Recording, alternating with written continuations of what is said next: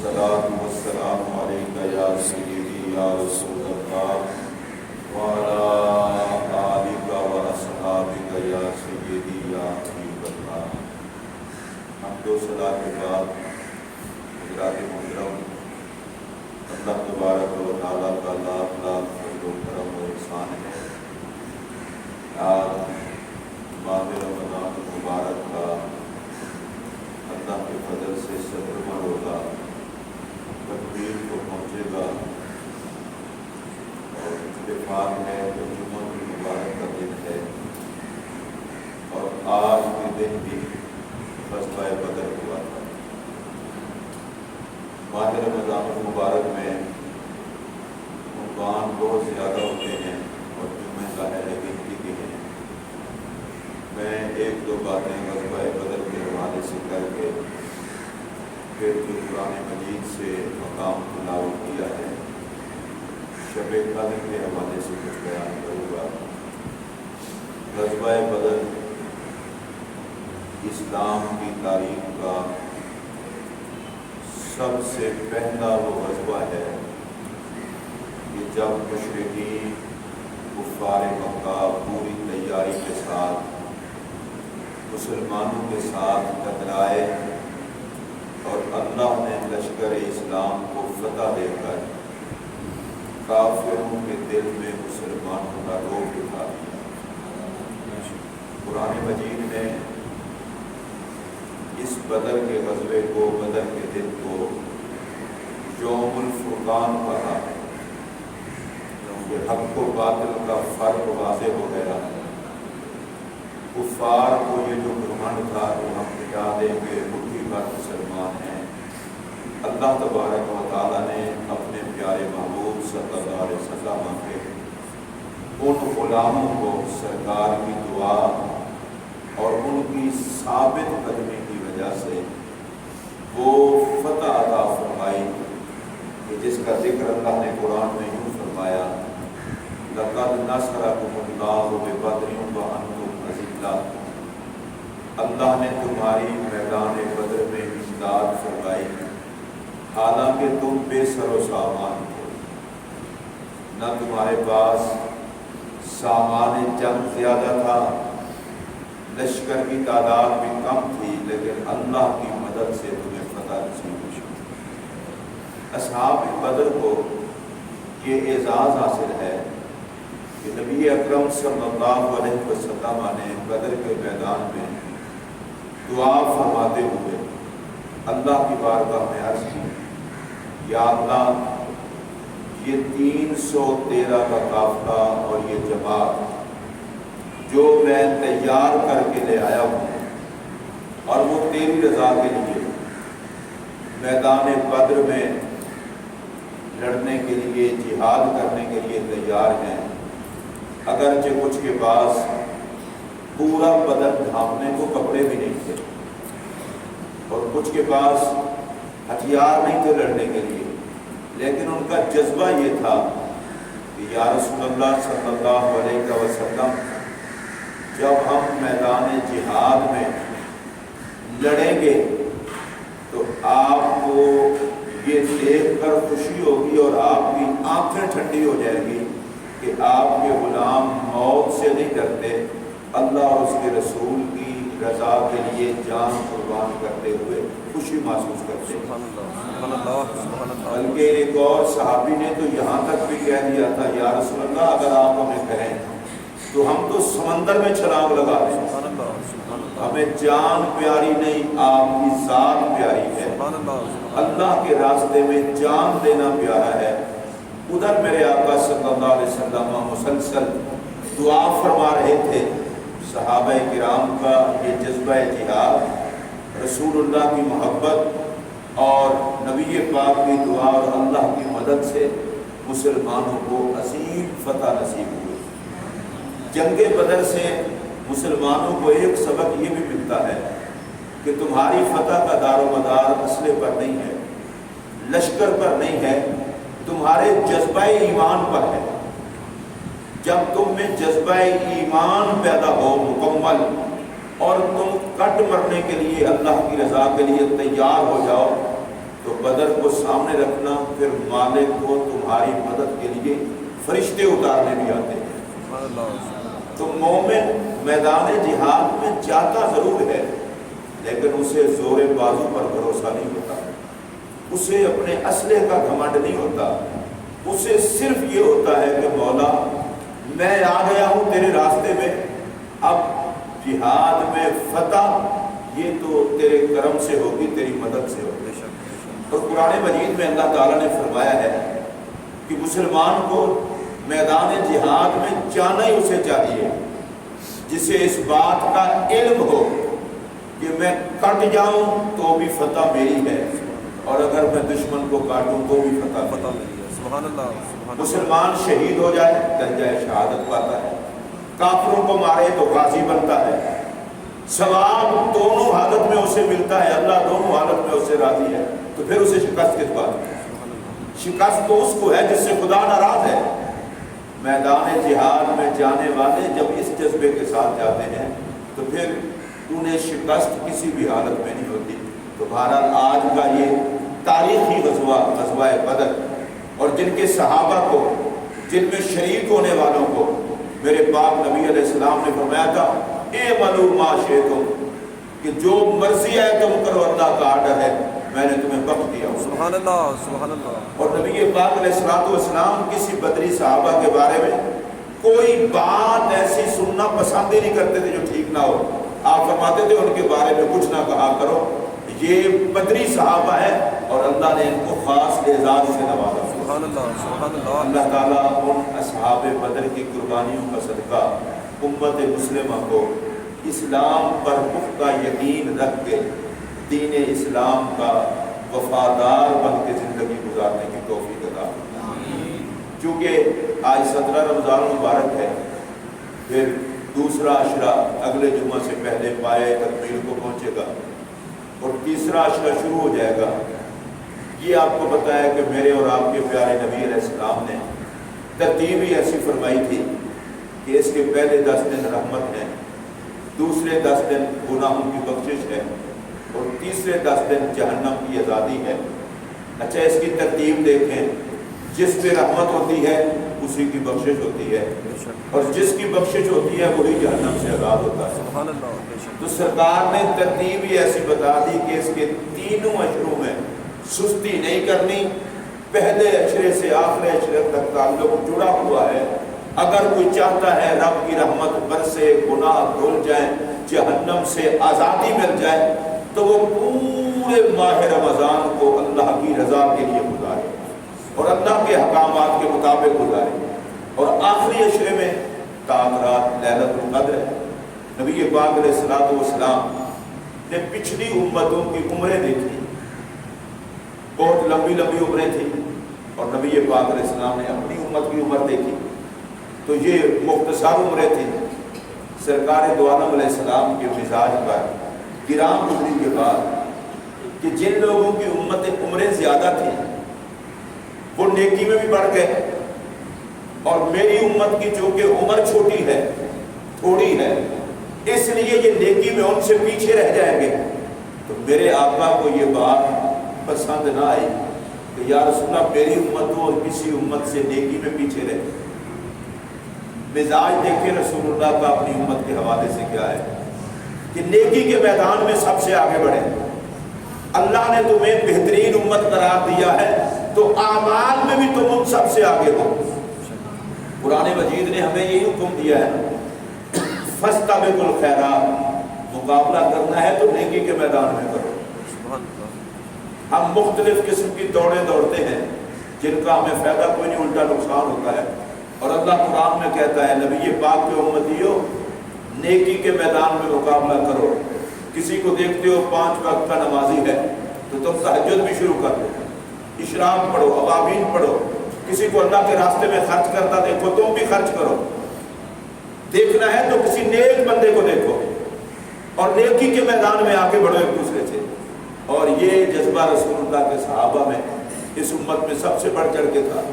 تو نبی پاک علیہ السلام کی طبیعت میں چاہت پیدا ہوئی، یا رسول اللہ، یا اللہ میری امت کی تو عمریں چھوٹی ہے اور تو نے انہیں میری امت بنایا ہے، تمام امتوں سے بہتر ہے، تو جن کی عمریں بہت زیادہ تھی وہ تو بڑھ جائیں گے نیکی میں ان سے۔ اللہ تبارک و تعالیٰ نے اپنے محبوب کی خوشی کے لیے اور اپنے محبوب کے دل سے یہ فکر ظاہر کرنے کے لیے ارشاد فرمایا، محبوب ضروری تھوڑا ہے کہ پچھلی امتوں سے جتنی عمر عبادت کروائی ہے آپ کی امت اتنی کرے تو ثواب دوں۔ میں تیری نسبت کی وجہ سے تیری امت کو یہ شرف عطا کرتا ہوں، ایک ایسی رات عطا کر دیتا ہوں، اس رات میں یہ عبادت کر لیں گے تو وہ عبادت 1000 ماہ سے زیادہ ہوگی۔ سبحان اللہ سبحان اللہ ماشاء اللہ۔ اور یہ قرآن مجید کی آیات ہیں، انا انزلناہ فی لیلۃ القدر، بے شک ہم نے قرآن مجید کو شب قدر میں اتارا۔ وما ادراک ما لیلۃ القدر، اے مخاطب تجھے کیا پتا، تو عقل سے اندازہ نہیں لگا سکتا کہ لیلۃ القدر کیا ہے۔ پھر اللہ نے خود جواب دیا، لیلۃ القدر خیر من الف شہر، لیلۃ القدر 1000 ماہ سے بہتر ہے۔ کہیے سبحان اللہ سبحان اللہ۔ یعنی جس مہینے میں لیلۃ القدر کو نکال لیں باقی 1000 مہینہ ایک طرف اور ایک رات ایک طرف، 1000 مہینے کی راتوں کی عبادت ایک طرف اور ایک لیلۃ القدر کی عبادت ایک طرف۔ اب یہ فیصلہ اللہ تعالیٰ کا ہے، اللہ جو چاہے قادر ہے۔ دیکھیے چیزیں ہیں دو، ایک ہے عدل، ایک ہے فضل۔ آپ نے 4-5 مزدور لگائے مزدوری پر، ان سے طے کیا 1000 روپیہ دوں گا، رات کو آپ وہ جب جانے لگے تو 4 کو آپ نے 1000 پورا دے دیا اور 5ویں کو آپ نے 5000 دے دیا، تو آپ پر کوئی اعتراض نہیں کر سکتا۔ وہ کہے گا بس ٹھیک ہے، تم سے جو طے کی تھی وہ دے دی اور یہ ذرا مجھے پیارا لگا کام کر تو میں نے 5000 دے دیا، مزدوری تو کسی کی نہیں رکھی۔ یہ عجیب کرم نوازی ہے اللہ کی اس امت پر کہ اللہ باقیوں سے عدل کرتا ہے اور محمد عربی کی امت میں فضل کرتا ہے۔ سبحان اللہ ماشاء اللہ ماشاء اللہ۔ لیلۃ القدر کی کوئی گھنٹے زیادہ نہیں ہوتے، وہ اتنا ہی ہوتی ہے جتنا اور راتیں ہوتی ہیں، لیکن رب نے فرمایا 1000 ماہ سے بہتر ہے۔ اب کوئی عقل کے گھوڑے دوڑائے یہ کیسے ہو سکتا ہے، کیسے نہیں ہو سکتا، بے ایمان ہو جائے گا۔ اس لیے کہ قرآن میں رب نے کہہ دیا ہے ہم عقل کے پابند نہیں ہیں، قرآن کے پابند ہیں۔ اور اب سنیے، ہے تو وہ راتوں جیسی رات لیکن 1000 مہینے سے بہتر ہے۔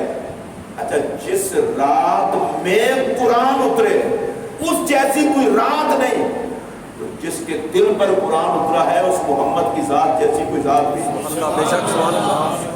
لوگ ایسے خواہ مخواہ عقل کے ڈھکوسلے بیچ میں دیکھنی، نبی پاک کے بھی ہاتھ تھے، ہمارے بھی ہاتھ ہیں، وہ اللہ کے بندے تیرے ہاتھ ہیں اور نبی کے ہاتھ ید اللہ ہے، سبحان اللہ۔ تیری آنکھیں ہیں اور نبی کی آنکھ ما زاغ البصر وما طغیٰ ہے، تیری زبان ہے، مصطفیٰ کی زبان پر خدا بولتا ہے، تو عام انسان ہے اور وہ نبیوں کے سردار ہے۔ سبحان اللہ بے شک۔ اللہ تعالیٰ نے 1000 ماہ سے زیادہ کا ثواب ایک رات میں رکھ دیا۔ اور پھر نبی اکرم صلی اللہ علیہ وسلم نے اپنی امت کو اس کی اہمیت جتانے کے لیے جب آخری عشرہ رمضان شریف کا آتا تو حدیث پاک میں موجود ہے، نبی پاک صلی اللہ علیہ وسلم خصوصیت کے ساتھ تیار ہو جاتے کہ راتیں جاگ کر کے شب قدر کو تلاش کرنا۔ کہیے سبحان اللہ۔ حالانکہ میرے آقا کو تو پتا تھا کون سی رات شب قدر ہے، پتہ ہے امت کو کیوں نہیں بتایا؟ سرکار بتا دیتے کون سی رات ہے۔ اس میں حکمت تھی، وہ حکمت یہ تھی کہ آخری تاک راتیں 5 ہی راتیں بنتی ہیں، اگر ایک لیلۃ القدر کی تلاش میں تمہاری 5 راتیں خدا کی عبادت میں گزر جائے تو کتنی خوش قسمت۔ سبحان اللہ سبحان اللہ۔ اور رسول اللہ علیہ السلام کی سنت مبارکہ کیا ہے؟ سرکار نہ رات کو خود آرام فرماتے اور نہ اپنے گھر والوں کو آرام کرنے دیتے، فرماتے تلاش کرو شب قدر کو، اتنا بڑی رب نے نعمت دی ہے غفلت بھی اندر نہ ہو جائے۔ میرے پاک نبی صلی اللہ علیہ وسلم خود بھی بیدار ہوتے اور اپنے گھر والوں کو بھی بیدار کرتے۔ آخری عشرہ آنے والا ہے، ہم ذہنی طور پر تیار ہو جائیں کہ نبی پاک کی سنت سمجھ کر تلاش کرنے کی کوشش تو کریں. ہمیں پتہ چلے نہ چلے 5 راتیں جاگ کر کے اگر ہم اللہ کی عبادت میں گزار دیتے ہیں تو شب قدر کی عبادت کا ثواب تو ہمیں مل جائے گا. اور میرے آقا پورا آخری عشرہ اس طرح گزارتے تھے. یہ اعتکاف بھی میرے پاک نبی کو پسند تھا، سنت ہے میرے آقا کی. اور یہ اعتکاف میں ایک حکمت یہ بھی ہے، بندہ باہر ہو، مختلف قسم کی اسے تھکاوٹ ہوتی ہے، بڑے مسائل ہوتے ہیں، اور جو خدا کے گھر میں بیٹھ گیا ہے اس کے پاس تو عبادت کے علاوہ کام ہی کوئی نہیں ہے. تو سرکار نے اپنی امت کو احساس دلایا کہ رب نے مجھے خوش کرنے کے لیے تم پر احسان کرتے ہوئے 1000 ماہ سے بہتر ایک رات عطا کر دی ہے، تو سستی نہ کرنا، اس ایک رات کو غفلت کا شکار ہو کے نہ گزارنا، تلاش کر لو آخری عشرے میں. اس لیے آقا کریم کی سنت اور اللہ کی اس نعمت کو پانے کے لیے ہمیں اپنے آخری عشرے کی راتیں بطور خاص اللہ کی عبادت میں صرف کرنی چاہیے. اور یہ ضروری نہیں کہ بندہ مسجد میں ہو، گھر میں بھی عبادت ہو سکتی ہے. اپنے بیڈ روم کو بھی عبادت سے آباد کر سکتے ہیں، ضروری نہیں کہ وہ ٹی وی سے ہی آباد ہو. 10 راتیں گزار دیں اللہ کی یاد میں. اور پھر حضرت ام المومنین سیدہ عائشہ صدیقہ رضی اللہ تعالیٰ عنہ، ان کا بھی آج یوم وصال ہے. وہ مومنوں کی ماں حضرت اما عائشہ، جن کی عظمت کی خاطر اللہ نے سورہ نور کی قرآن کی آیات اتاری ہیں. اور اما عائشہ کو اللہ نے یہ اعزاز عطا کیا ہے. یہ جو گنبد خضرا ہے یہ حجرہ تھا حضرت اما عائشہ. آج بھی رسول اللہ علیہ السلام حضرت اما عائشہ صدیقہ رضی اللہ تعالیٰ عنہ کے گھر میں تشریف فرما ہے. اور مجھے یہاں پر ایک حدیث یاد آ رہی ہے. نبی پاک علیہ السلام کی مختلف گھر والیاں تھیں، تو سرکار دو عالم علیہ السلام نے باری مقرر کی ہوئی تھی، کبھی کسی گھر والی کے ہاں تشریف لے جاتے، کبھی کسی کے ہاں. اور جس دن حضرت سیدہ عائشہ صدیقہ کے گھر نبی پاک علیہ السلام تشریف لے جاتے تو صحابہ کرام زیادہ تحفے تحائف پیش کرتے. سبحان اللہ. کیوں؟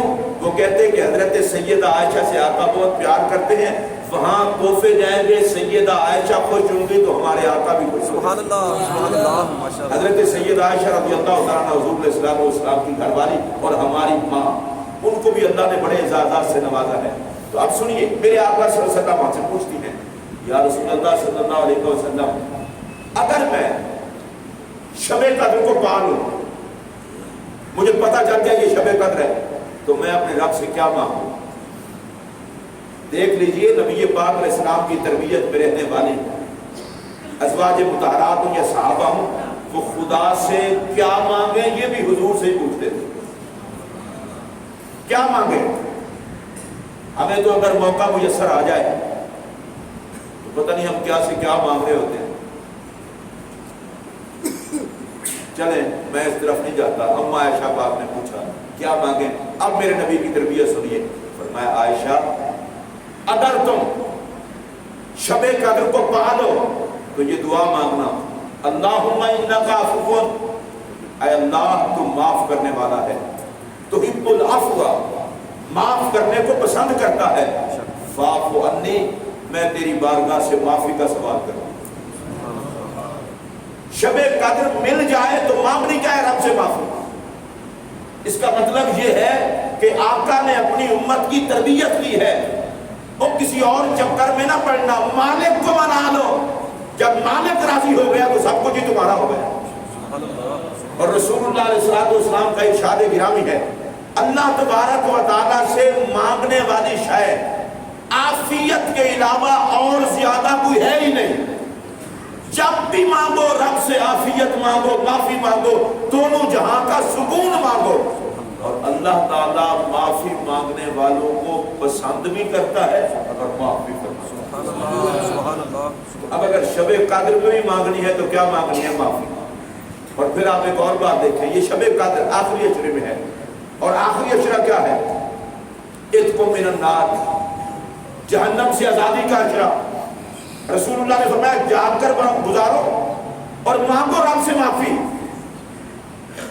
اور اللہ تعالیٰ کریم ہے، وہ فرماتا ہے کہ مجھے حیا آتی ہے اس بات سے کہ بندہ ہاتھ اٹھائے اور میں خالی لوٹا دوں، اس کے ہاتھ میں ڈالوں کچھ نہ.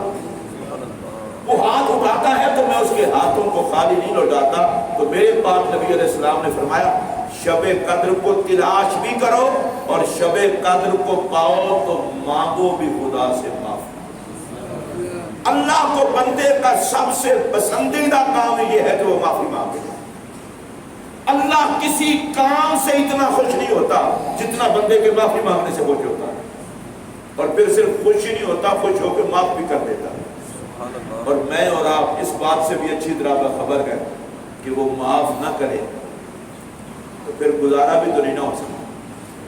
ہم اپنی کوتاہیوں کو دیکھیں, ہم اپنی غلطیوں کو دیکھتے ہیں. کافی سارے لوگ ہوتے ہیں بعض وہ شکوہ کرتے ہیں جی حالات بڑے ٹیٹ جا رہے ہیں, یہ پتہ نہیں کیا مسئلہ ہے, کوئی مشکلات میں پھنسے ہوئے ہیں. میں مسجد میں بیٹھا ہوں اپنے سمیت آپ کو روزے کا واسطہ دے کر کہہ رہا ہوں ذرا ضمیر میں جھانکیں. شکر نہیں ادا کرتے اتنا نافرمانیوں کے بغیر بھی, باوجود بھی وہ ہمیں پال رہا ہے. الٹا شکوے پہ تلے ہوتے ہیں.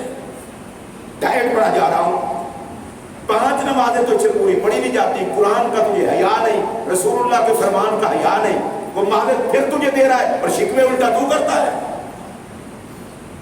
تیرا ملازم تیرے کہنے پہ کام نہ کرے تو فارغ کر دیتا ہے.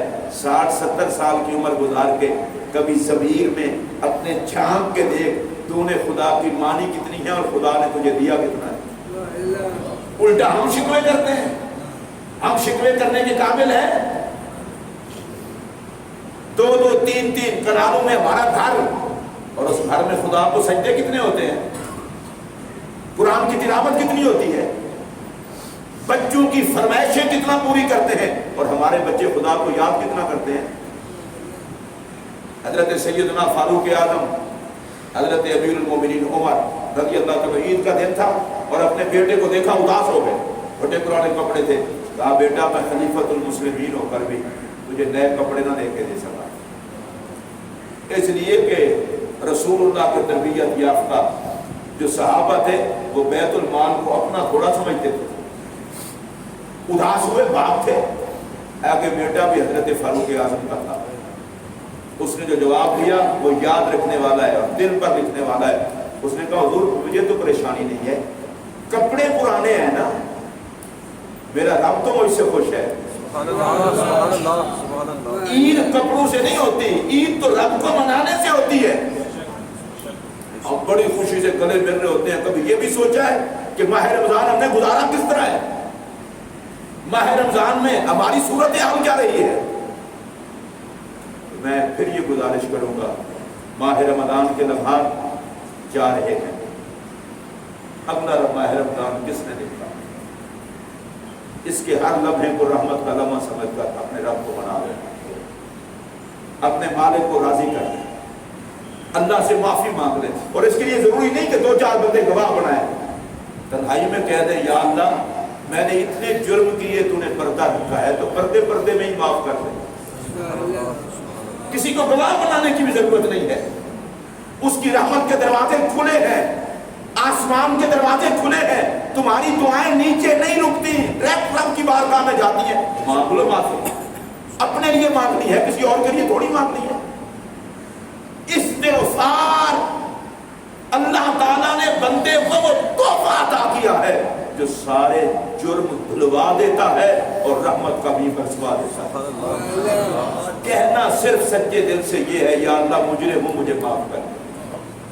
اچھا مجھے ایک بات بتائیں, میں آپ کے سامنے کہوں گی میں مجرم ہوں تو مجھے شرمندگی ہوگی, اس لیے کہ جو نہیں جانتے میں نے ان کو بتا دیا. آپ اگر مجھے کہیں گے مجھ سے فلاں جرم ہوا ہے, شرمندگی ہوگی کہ یار میں تو پاگل نکلا, اس کو بتا دیا جس کو پتہ ہی نہیں تھا. جس مالک کو کہنا ہے مجرم وہ تو پہلے ہی جانتا ہے, لیکن وہ کتنا کریم ہے, کہتا ہے جرم مان لے معاف کر دے. سبحان اللہ, سبحان اللہ. اور پتہ ہے میرے نبی علیہ السلام نے کیا نسخہ دیا امت کو, فرمایا التوبۃ ندامۃ, الندامۃ توبۃ, اور کما قال, فرمایا شرمندگی کا نام توبہ ہے. اپنے جرموں کے صفحات کو پڑھ کے نہ شرمندہ ہو کے مالک میں بہت شرمندہ ہوں, اللہ کہتا ہے جا مجھے بخشا. آخرت کی شرمندگی سے اور قبر کی تباہی سے بہتر نہیں کہ بندہ دنیا میں رب سے شرمندہ ہو کر اپنے آپ کو معاف کروا. پہلے اپنا قصور مانے, اور ہم اس طرف دو چیزیں ہیں ہمارے توبہ میں جو رکاوٹ بنتی ہیں. ایک تو شیطان ہے, اس کو تو دفع کریں. ہماری اپنی دو چیزیں بنتی ہیں. ایک کیا؟ پہلی یہ ہے کہ ہم نے کبھی اپنے آپ کو غلطی پہ سمجھا ہو تو معافی مانگو, اور دوسری یہ ہے کہ ہمیں موت یاد ہے. اگر بندے کو قبر یاد ہو اور اپنی غلطیوں پر نگاہ ہو تو سوائے توبہ کے کسی کے پاس کوئی اور چارہ ہی نہیں. رسول اللہ علیہ السلام کی بارگاہ میں ایک بندہ آیا, کہنے لگا یا رسول اللہ میں نے بہت بڑا جرم کیا ہے, میری معافی ہو سکتی ہے؟ سرکار نے فرمایا کتنا بڑا جرم؟ کہتا ہے بہت بڑا جرم. سرکار نے فرمایا یہ بتا زمین سے بھی بڑا ہے؟ اس نے کہا زمین سے بھی بڑا ہے. آسمان سے بھی بڑا ہے؟ اس نے کہا جی آسمان سے بھی بڑا ہے. سرکار نے فرمایا ساتوں زمینوں سے بڑا ہے؟ انہوں نے کہا جی ساتوں زمینوں سے بڑا ہے. سرکار نے فرمایا ساتوں آسمانوں سے بھی بڑا ہے؟ اس نے کہا جی ساتوں آسمانوں سے بھی بڑا جرم ہے. سرکار نے فرمایا عرش سے بھی بڑا ہے؟ اس نے کہا عرش سے بھی بڑا ہے. میرے پاک نبی نے فرمایا اچھا یہ بتا تیرا جرم بڑا ہے یا رب کی رحمت بڑی ہے؟ سبحان اللہ. اس نے کہا یا رسول اللہ رب کی رحمت تو بڑی ہے. فرمایا جا اتنی بڑی رحمت والا رب تیرا اتنا بڑا جرم بھی معاف کر دے. اب میرے پاک نبی نے یہ کھول کے اس صحابی سے پوچھ کے پھر ہمیں بتایا اور جرم تمہارے جتنا بھی ہے اتنے تو نہیں بڑھ گئے کہ رب کی رحمت انہیں معاف نہ کر سکے. تو آؤ اپنے رب سے مانگ لو. اور حدیث قدسی میں اللہ نے فرمایا اگر تمہارے جرم اتنا ہوں زمین سے آسمان تک کو عرض دیں, اور اگر تمہارے جرم اتنا ہوں کہ سمندر کی جھاگ کے برابر ہو جائیں, ریت کے ذرات کے برابر ہو جائیں, پھر بھی مجھ سے معافی مانگو, مجھے تو معاف کرتے ہوئے کوئی فرق نہیں پڑتا. سبحان اللہ. اتنا معاف کرنے والے رب سے بھی جو معافی نہ مانگے پھر وہ اپنے ہاتھ میں اپنی تباہی کر رہا ہے. اللہ مجھے اور آپ کو عمل کی بھی توفیق عطا کرے.